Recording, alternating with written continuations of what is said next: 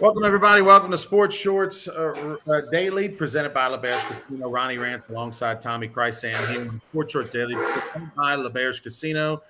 Please share this video today on this Monday morning edition of Sports Shorts Daily.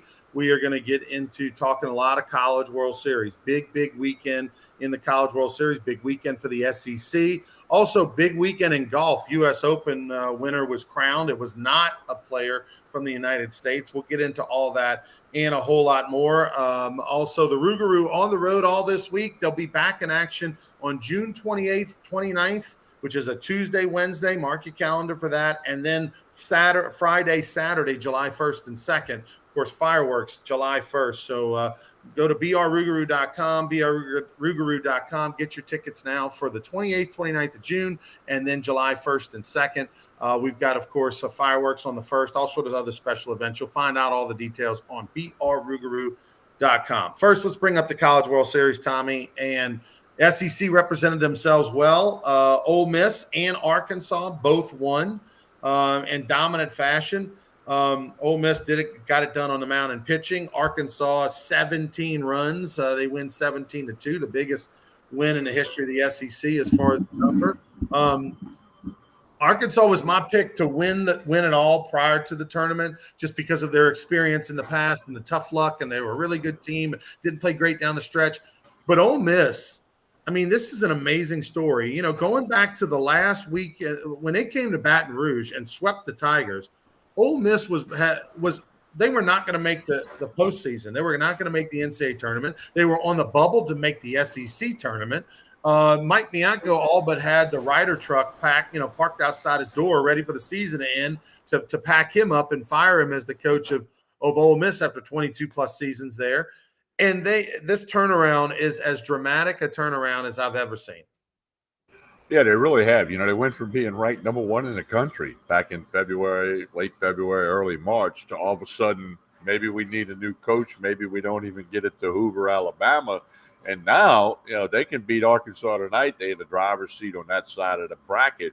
You know, and I picked Ole Miss to win. Part of the Cinderella story, part of the fact that they are playing their best baseball. They're playing right now like the number one team when they got ranked at. That's what people thought of this team. They're really playing good. And really, you could turn back to when they swept LSU in Baton Rouge. That gave them a spark. That gave them some momentum and enthusiasm. They have gotten a few guys healthy. So it's quite a story. Now, as we were talking about on Hold the Rope Radio last night, Ole Miss was like the last pick into the NCAA tournament. So if they win this thing, what does that say about the committee and about the seeding? We all know that only 2 of the top 8 seeds got to Omaha. But that kind of happens every year. And only once, 1999, the first year they seeded teams, did the team seeded number 1 win it all. When Miami did it in 99, no number 1 team has done it since. So, man, there's just so many storylines coming out of Omaha. You know, from Friday, Saturday, yesterday, there'll be more. You know, today you got Stanford and Auburn going to play at 1 o'clock. Ole Miss, Arkansas at 6. And then the table's really going to be set for the rest of the week. Texas, the first team out of there, horns down. There they go. They were the first team eliminated by the Texas A&M Aggies. Quite the whole story there about their conversation. So Omaha's been a lot of fun, no question. It's you know, the Ole Miss story reminds me a little bit of LSU in 2008 under Paul Mainieri. In his second year, they had a losing record about halfway through the league, maybe even a little more than halfway through the league. Didn't look like they were going to make the SEC tournament, and then they didn't make the SEC tournament in 2007. And then all of a sudden, they go win 23 games in a row, which was a record at the time, and found themselves in the College World Series, SEC champs, all that sort of thing. So it really reminds me of that dramatic turnaround, because I can remember talking to Paul Mainieri back in 2008. We actually had gone to lunch or something like that. Maybe it was a year before. I can't remember. Around that time, I'm things don't look real great. And then all of a sudden, 23 games in a row, and just a great story. And of course, it led to LSU winning the national championship in 2009. So, you know, maybe regardless of what happens to Ole Miss this year, it may springboard them for next year with their experience and that they have. But you know, again, I've said it over and over again. We're pulling for Mike Bianco on this. There's no question about it. The guy deserves. if anybody not named LSU deserves to win a national championship, deserves to have success in Omaha, it is Mike Bianco. The main reason is because he does it the right way. I know how he does it. I know how he coaches. I know what the message is. I know what the system is, and it's got to pay off, right? I mean, the law of averages say it has to work out for you eventually. And so I don't know if they have a good enough team to win it all. Didn't think they had a good enough team with some of the injuries to make it to Omaha, but here they are. So anything can happen. And it has been a wild ride. I mean, Texas has been eliminated. Remember, Texas was the number 2 team in the country when LSU played them at Minute Maid earlier this year. Then they went through a slump, and then they came back. They got eliminated by Texas A&M. 2 unlikely teams, A&M and Ole Miss, are in the College World Series. Oklahoma just kind of, here they are in the winner's bracket game. I mean, like, there's just a lot of Auburn in the College World Series. I mean, it's a strange year. The only one that's there that you expected to be there is really Stanford. We'll see how that works out. Yeah, and they face elimination today. So as always, college baseball provides a lot of it's a roller coaster. You got ups, you got downs, and it's a long season. As we always say, it's a marathon, not a sprint. And I've enjoyed the heck out of the regionals, the super regionals. There's been some great stories, some great players, some great coaches that are doing their thing, and it's just going to have to wait and see how the rest of this plays out. I think it's going to be a lot of fun. Do you like the starting of it on Friday, Tommy? Like, they started on Friday versus Saturday in order to move up the College World Series finals to where instead of it being a Monday, Tuesday, Wednesday, now it's a Saturday, Sunday, Monday. Now that we're into it, do you prefer this? I'm okay with it. I mean, I know why it was done. You pointed that out on Sports Shorts Radio the other day. It's money, it's TV, better chance to have more eyeballs on the final series if it's a Saturday, Sunday, Monday thing. I'm okay with it, and I mean, you really just slid it on the calendar. You didn't change the format or the requirements, or not the requirements. You didn't change the way the teams have to proceed through to get to the finals and then win it all. It's still the same. It just starts on a Friday instead of a Saturday. Be interesting to see, like, when it's all said and done, do they say, look back and go, hey, that was a really good idea, we're going to do it again, or do they revert back to where they were? My guess is they're going to keep it like they did for television and money purposes. Yeah, they didn't just kind of accidentally fall into this. There was a lot of thought that went into obviously moving it. It was pretty dramatic to move it from a Monday, Tuesday, Wednesday to a deal. Move it from a Monday, Tuesday, Wednesday to a Saturday, Sunday, Monday. So that said, I like it. I like having the finals on Monday night, if that's the case. If it's a winner-take-all game 3 Monday night, there's more of a TV viewing night. The ratings will be better, and that's good for college baseball. The Chuck, are you starting to call it the Chuck now that it's not TD Ameritrade anymore? It's Charles Schwab Stadium, so they're calling it the Chuck. Are you going to buy into this? I don't know. They're trying to get something to catch on and trying to get everybody to go down the same road with it. But we've seen ballpark, from the box to all these parks now. The Teague over in Lafayette. I mean, they all got their little thing where they want to just say the and then one word. The Pat is where Southeastern plays because of Pat Keneally, long-time legendary coach, whatever. So, they all kind of do that, and it's window dressing. It doesn't affect me one way or the other. It feels like forever since I've been to the Chuck. It was 2017 that LSU played in the College World Series and made it all the way to the finals. I didn't get to go. We had the Louisiana Sports Hall of Fame induction weekend that weekend, and just like we do this weekend coming up. And but the finals were, it worked out to where I couldn't go. I had too much going on in Natchitoches. But and before that, I guess whatever the trip was before that, 15, I think maybe 15 was the last time I went. We're coming up on 7+ years. So that's a long time for an LSU fan to not go to Omaha. And feels like a long time. So I'll be tuning in. As far as the SEC teams, Arkansas, Ole Miss, Auburn, the ones that have, won. Well, I mean, did Auburn win or lose? Auburn lost. Auburn lost. They're in an elimination game today with Stanford. I think the new format really benefits teams that win the first game and super benefits teams that win the first two. We know that always was the case before, that if you won the first two, you were in the driver's seat, but it's even more so now with the condensed schedule, because if you lose that first game, you got to play too many games in a row next week. But of the SEC teams, who do you like now that you've seen them in Omaha and A&M's case a couple of times? Who do you think has the best chance to win it all?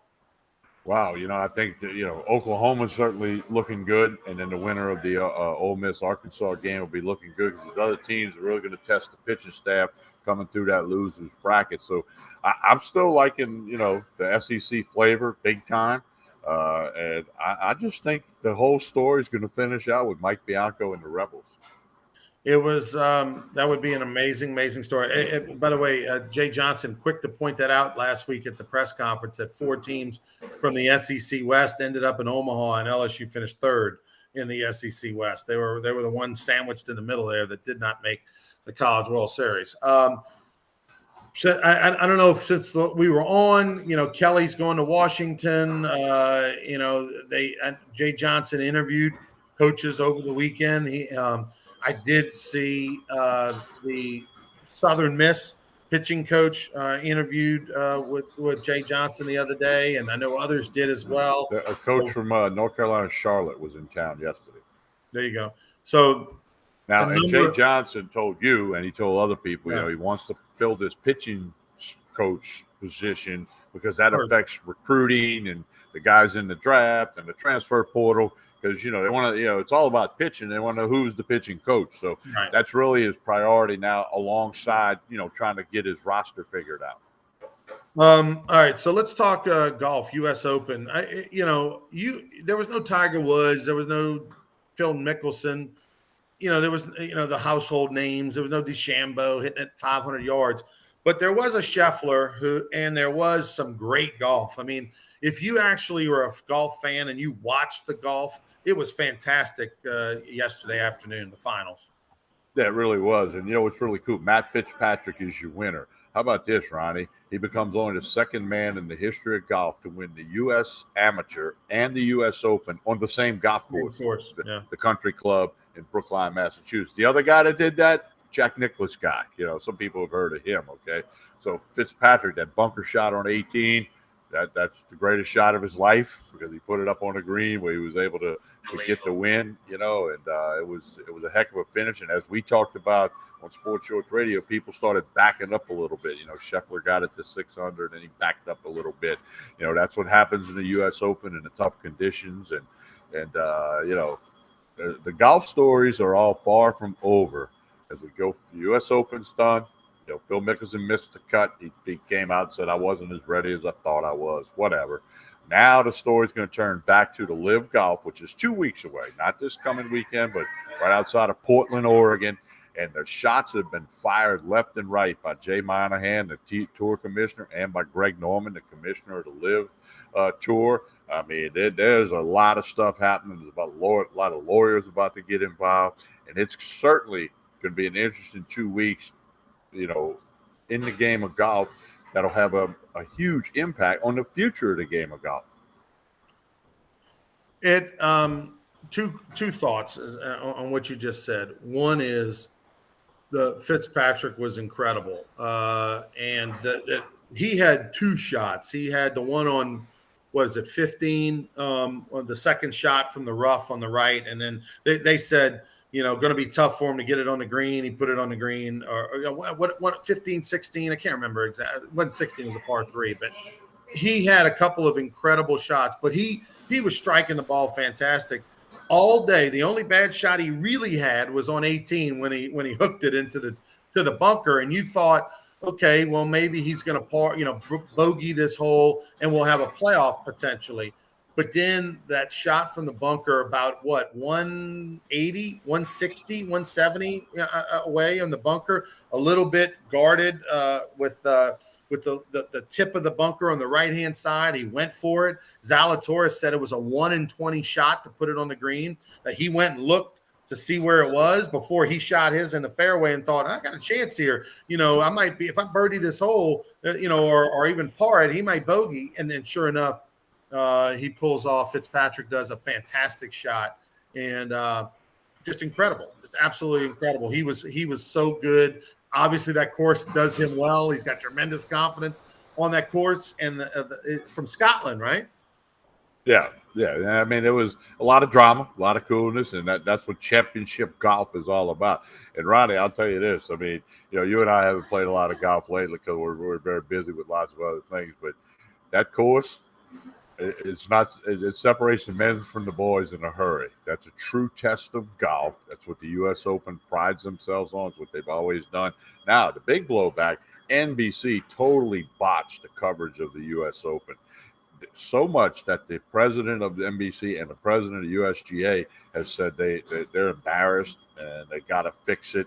I Really? mean, it's what was it? I didn't get a chance, obviously, to watch it. They would way too many commercials. Like the playthrough commercials when the picture slides over. Right. And then the biggest thing was going down the stretch. They were showing somebody hit. And they put a leaderboard up that reflected a birdie by Scheffler. Okay, that nobody knew had existed if you were watching on TV. And then they go to Scheffler like, okay, this is a big birdie putt. Well, everybody knew it was already in, kind of like when Faldo screwed up at the Masters and gave it away. And so they bring you this shot like, hey, this is an important shot. Well, everybody already knew it was going in the hole, which 8 out of 10 times when you see a highlight of the golf tournament of a long putt, it's going in because they know it went in. But NBC got butchered over the coverage of the U.S. Open. They admitted it was awful. So it's not like they're trying to go, hey, a couple of people weren't happy. They admitted that they just totally botched this thing and that there weren't enough live shots, actual live shots as opposed to, sometimes the announcers go, hey, earlier on 14, here's Ronnie Rance's from the bunker. So you kind of know it's tape. And then there's other times you can figure it out when a guy hits a shot from the fairway from 180 yards away. They quickly go to somebody else and they come back to that guy putting. He didn't walk 180 yards and line up the putt in 12 seconds. I know better than that, So if you know golf, most of the shots they show are not live. But in a major, that's supposed to be an emphasis. By the way, Fitzpatrick hit 17 of 18 greens during his final round. That'll do it. 68. Nick Faldo and Bruce Koepka were the only people in the last 30 years who were able to do that same thing. Koepka back in 2017 in the U.S. Open. I mean, that's pretty unbelievable. Hey, Ryan, why don't you tell everybody what's happening at the Louisiana Sports Hall of Fame this week? You got a shirt on. I got a Hall of Fame shirt. Huge week up in Natchitoches. Why don't you drop it on everybody? And, of course, we'll talk about it again Wednesday. Giant week, and look, not too late, of course, to get involved. And look, you don't have to come up for 3 days and 7 events. Pick an event you want to come to, and I'm telling you, it's a fantastic event for you, your buddies.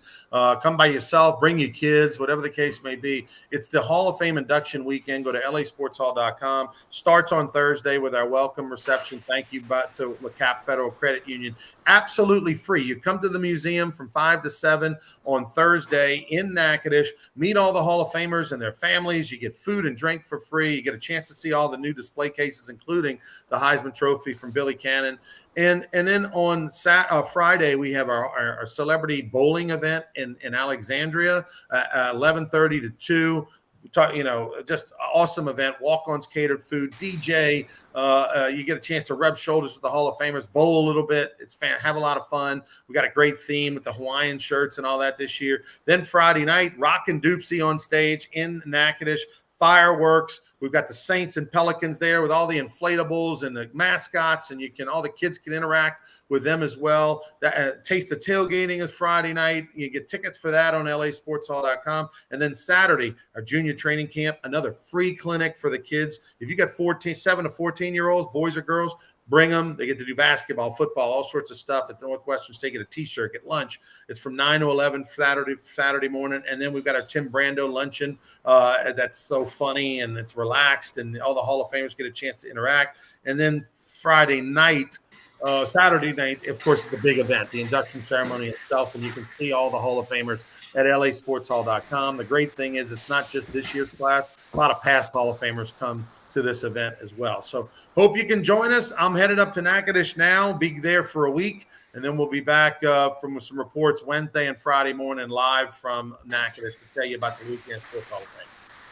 All right, that sounds great. LASportshall.com. Don't forget, I'm over here at Court Street Cafe at Port Allen. Connect on Facebook and Instagram. Breakfast, lunch, dinner, 6 days a week, Monday through Saturday.